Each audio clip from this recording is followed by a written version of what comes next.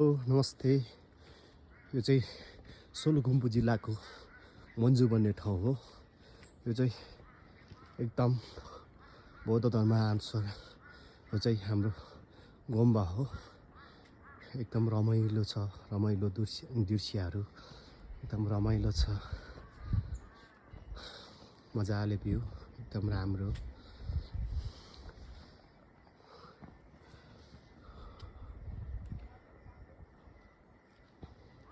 तपाईहरु पनि यहाँ सोलुखुम्बु आउनुभयो भने, जिल्ला एभरेस्ट रिजनमा आउनुभयो भने यो गुम्बा अवश्य भिजिट गर्नु होला।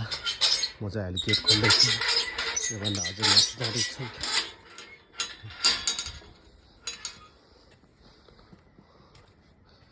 यो चाहिँ एकदम डाँडामा छ, एकदम सबै चिजहरू देख्ने रमाइलो छ।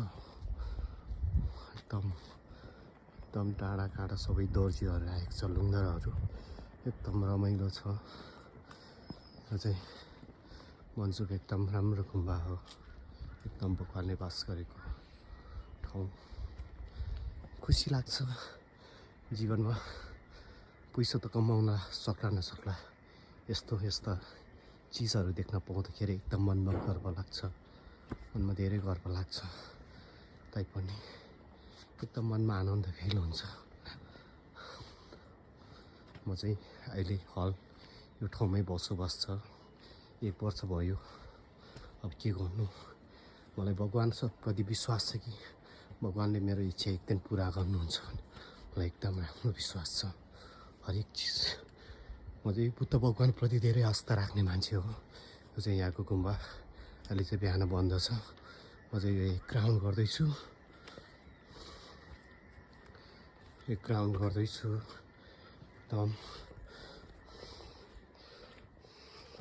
कुशल दरबार अनुसार म चाहिँ मनको मात्रै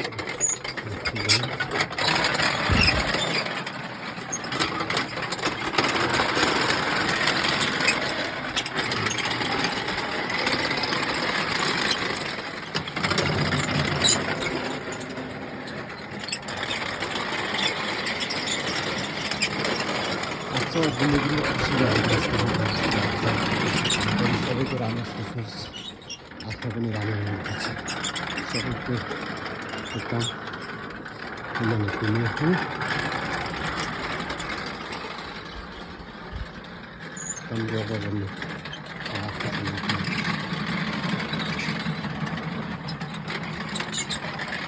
गर्नु